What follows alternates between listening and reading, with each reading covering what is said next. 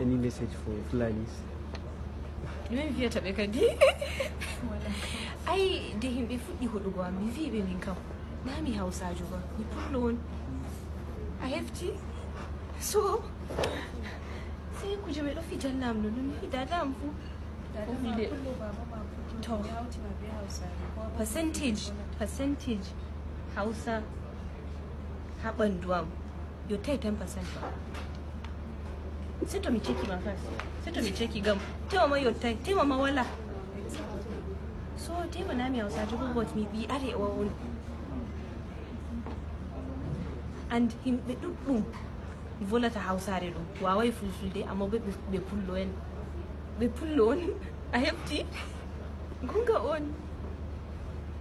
So na mi Hausaajo ba. I'm closer to Kanuri than Hausa. So if I don't speak Hausa, it's not a crime.